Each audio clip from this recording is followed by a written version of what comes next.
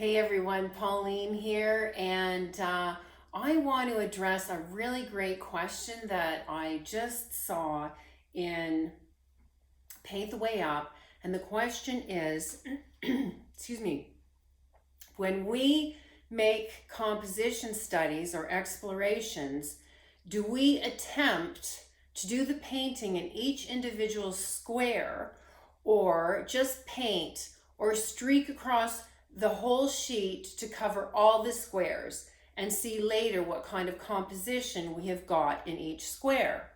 Another art course that I followed told us to paint across the whole page. And this person said they found this to be confusing.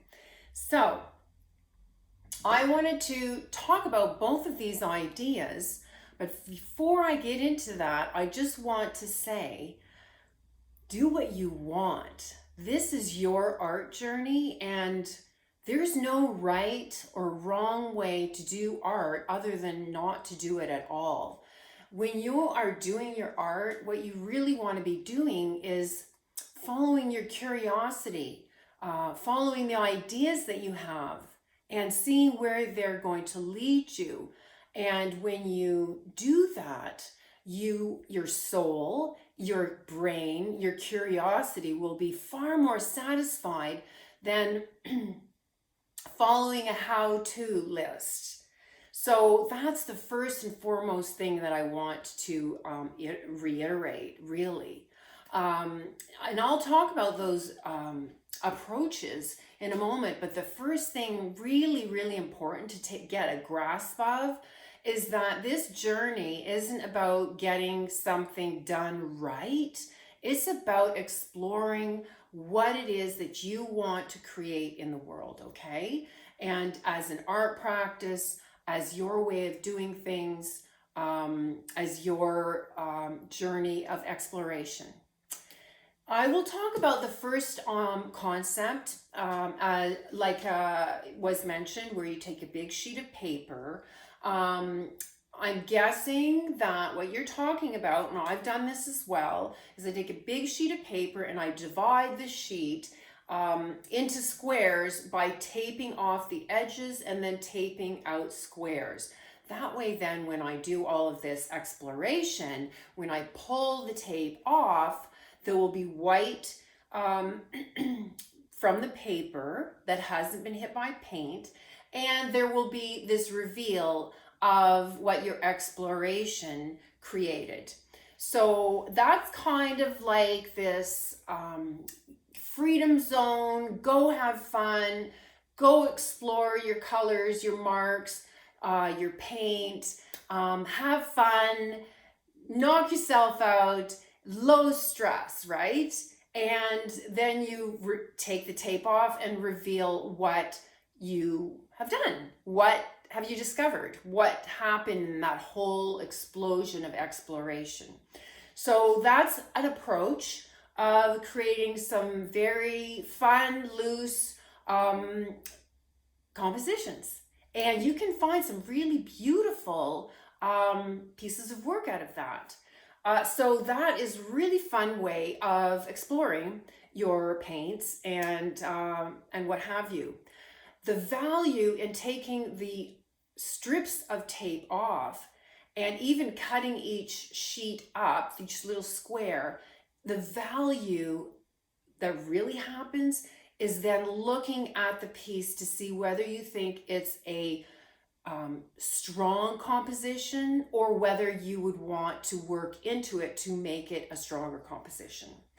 So that's kind of an explanation of that approach to composition exploration.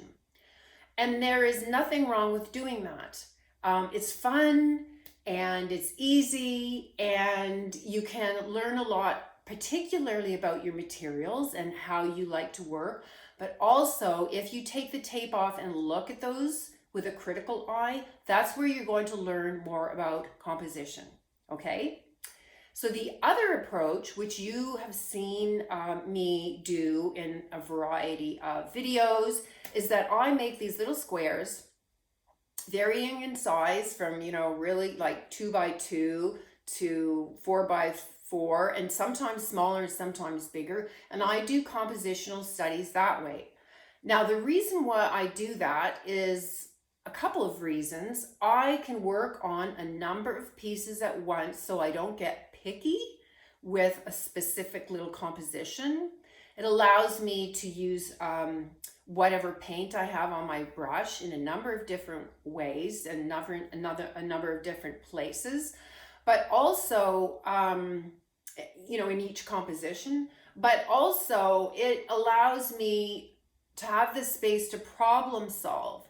I use these compositional studies as a means to relax or warm up. So relax at the end of the day, use up old paint or leftover paint, or warm up to paint. And what it really is, for me, is a game to play to see if I can find a beautiful composition, to try a number of ideas in many different places to see what kinds of things I like and can I create a strong composition. And because I have so many, I can work on one and not sure what I'm going to do with it, and then go to somewhere else until I resolve, one of them will get resolved, and then I start building confidence and I move around. And this particular approach is excellent for building strengthening your ideas of strong compositions. You can't go wrong with this idea.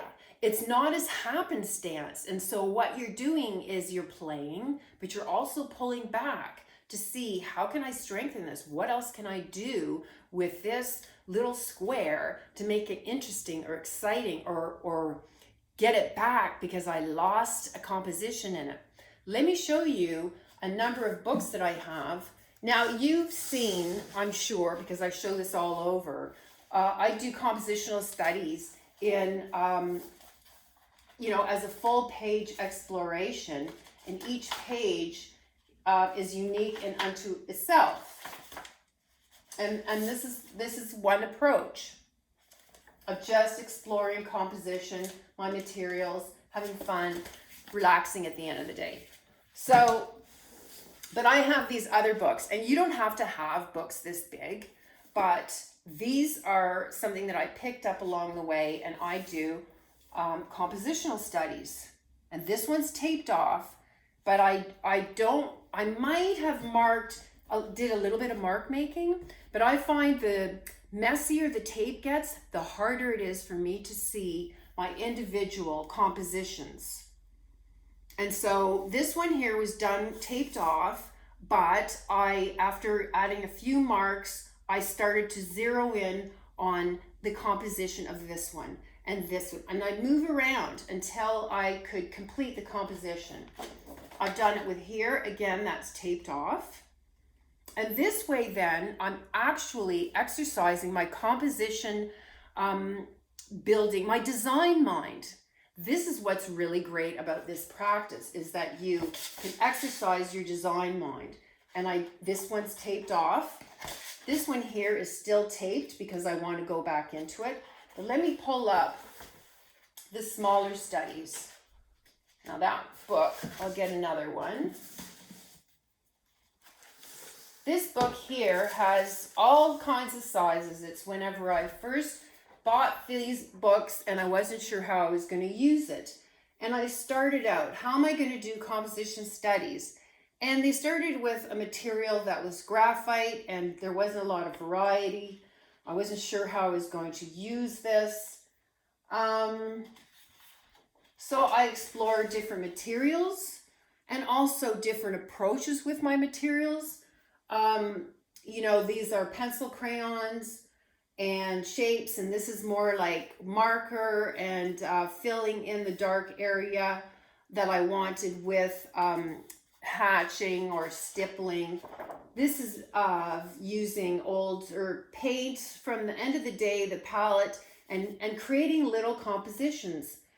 And there are larger ones. Just flip a page. Some are black and white, just about shape, and they get larger with paint, charcoal, larger yet. These are still taped off. And you see, if the tape gets too messy, I'll tape over it again because I want to see this separately. As a matter of fact, with this one, I actually built a little stencil so I could lay it over my compositions that had tape on it so I could see them more clearly. This whole approach then is about me strengthening my design skills when I'm working with paint, working with mark making tools, playing around, accessing my intuition, but also accessing a critical way of thinking so I can create something beautiful. So the tape is covered with this little stencil so that I can take a look at my design before I start working into it again. That's what I did with those, that size. Here's a compositional study on black paint. I'm not finished yet. I haven't got back into it again, so I left the tape there. So I do them in color, black and white, use charcoal, I use paint, I use marker.